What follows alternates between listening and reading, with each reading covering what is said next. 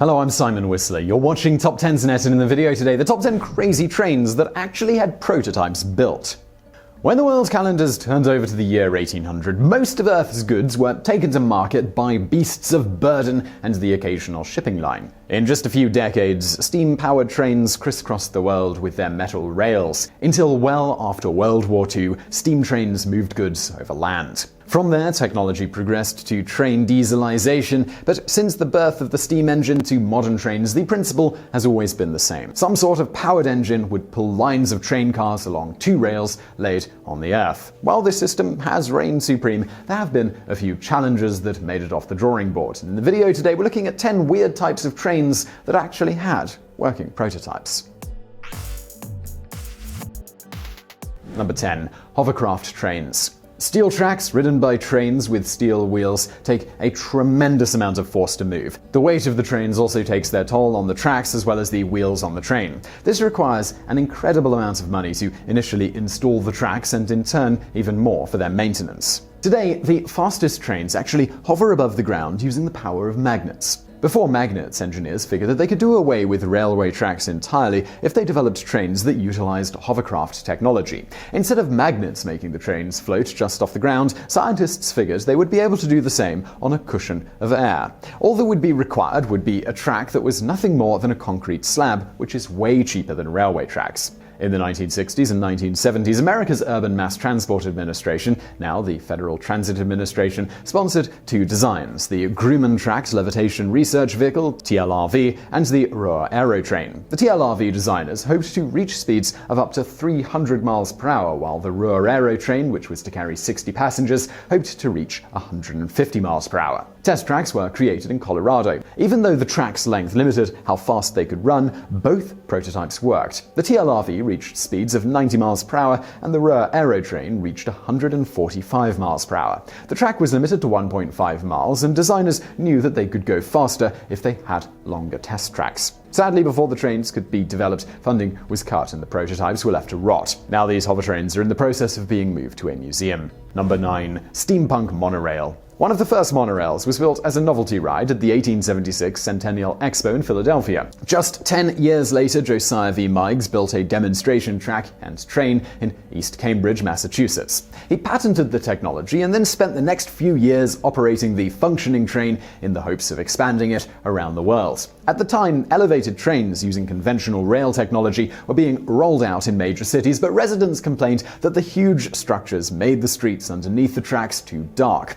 Meigs hoped that the monorail idea would solve this problem with its one skinny rail. According to a 1992 Boston Globe article, the train was scrapped due to suspected arson and vandalism, possibly from other train competitors.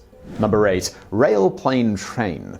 More train development has always been hampered by the need to first build the railway tracks. In addition to the materials to build the tracks, you have to first purchase the land on which it will travel. This can be incredibly expensive, especially as the train gets into more urban areas. The Benny Railplane hoped to solve this with an overhead rail system using plane technology. A prototype was launched in Scotland in July of 1930. The Benny Railplane people movers were powered by propellers that would fly over existing train lines. While the concept received interest from around the world, no one would invest, and the overhead flying Benny Railplane was scrapped in 1956. Number 7. Alweg Monorail.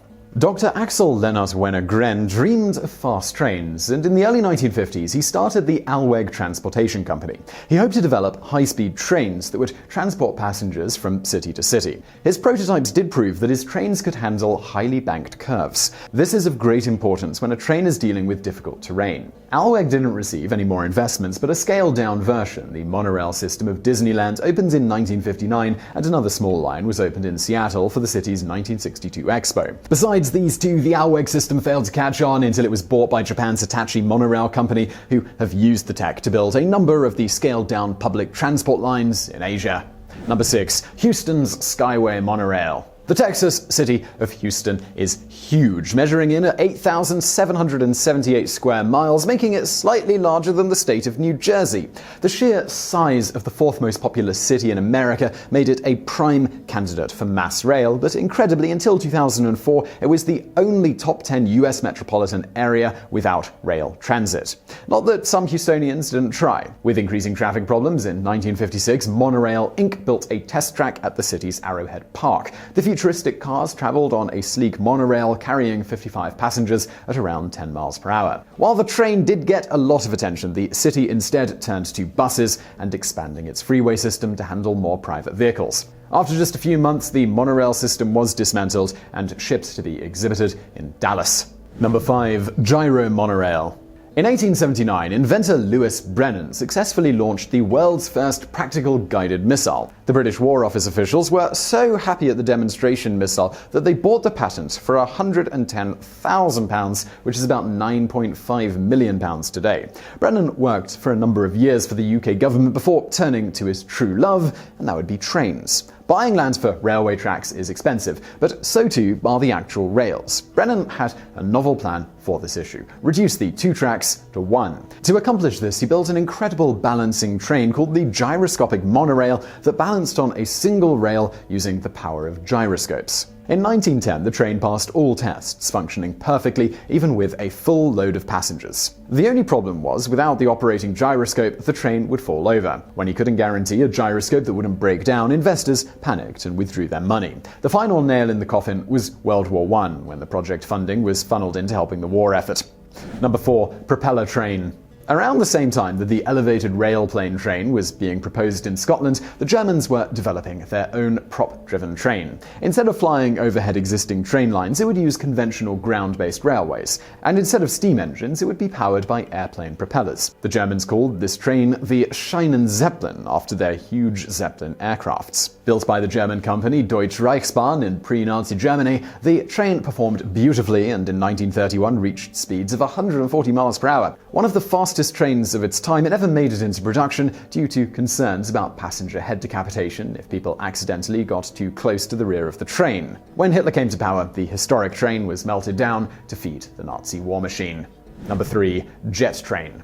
Since the days of steam, the method of rail propulsion has changed little. Mechanical power is transferred to the engine, which drives the wheels and powers the train forward. The mechanical power can be steam, gas, diesel, or electricity, but the principle, it's all basically the same. In 1966, the New York Central Railroad Corporation tried to change this by strapping 2 jet engines taken off an American intercontinental bomber to a streamlined train engine. The result was the M497 Black Beetle, a train which, on test tracks, reached speeds of 183.68 miles per hour, an American rail speed record that remains unbeaten to this day. When New York Central Railroad Corporation merged with its rival Pennsylvania Railroad, the project was unfortunately abandoned. In the Soviet Union, a similar concept, the SVL turbojet train, was developed, and it was also subsequently abandoned. Number 2. Autonomous Rail Rapid Transit. Using cameras, sensors, and radar, Tesla, Uber, and even Google are all pouring billions into testing in the hopes of mastering driverless cars. China is taking these concepts and applying them to their trains. In the summer of 2017, the CRRC Zhuzhou Institute Co. Limited unveiled a concept train, Autonomous Rail Rapid Transit, or ART. This train follows a marked path made only from painted tracks. No railway tracks drastically increase the flexibility of the light rail passenger service. If there is heavy traffic or an accident, the train can detour around the disruption. No actual rail means less money spent on track maintenance and initial railway installation. When the prototype goes live, it will have drivers, but it will soon after be automated into a driverless light rail train. Number 1. TEB Train. As early as 2010, a Chinese company proposed a giant vehicle, the TEB, that would drive on stilts over and through congested traffic. In May 2016, the company released a slick video and scale model showing the concept. Observers were quick to point out how impractical this would be. Tall trucks or vehicles with towering cargo would be stuck as the TEB passed overhead. Drivers might panic when the TEB passed, potentially swerving into the TEB's driving stilts, much like the famous Christmas Vacation scene when the family station wagon gets caught under a logging truck. There were many other concerns raised, such as how it would go around a corner, what it would do when it encountered a bridge, or perhaps a footpath. Yet, to everyone's surprise, a full-scale prototype was built and unveiled in the summer of 2016 in China's Qinghangdao city. TEB, or Transit Elevated Bus, actually ran on special tracks and could not swerve. Its makers claimed the prototype, dubbed Batty, could carry the equivalent of 40 conventional buses worth of passengers. With its belly towering over the road at 2 meters high, traffic in theory could pass underneath it, but this would only work for small vehicles and obviously not trucks. As the world expressed its wonder at the audacity of the plan, the Chinese government began to investigate. More alarm bells went off when it was found out that the company touting the TET was Huaying Kailai, a blacklisted Chinese corporation known for its shady investment schemes. Just a few weeks later, Chinese officials shut the project down. Later, it was revealed that 30 people were arrested, including the head of the group. In the summer of 2017, Batty lay abandoned and rusting in a parking lot filled with overgrown vegetation. So I really hope you enjoyed that video, and don't forget to subscribe to this channel for brand new videos every single day. Also, I've got a podcast and it's called BrainFood. It's got educational, entertaining content just like this. It's a bit longer form and goes into a lot of depth on a specific subject, getting into all of the fascinating little details. You can check it out through the link in the description below, or just search your favorite podcast app for BrainFood. If you like this YouTube channel, you are sure to love that podcast. But if you're looking for something else to watch right now, why not check out a related video from the TopTenz archives over there on the right. And as always, thank you for watching.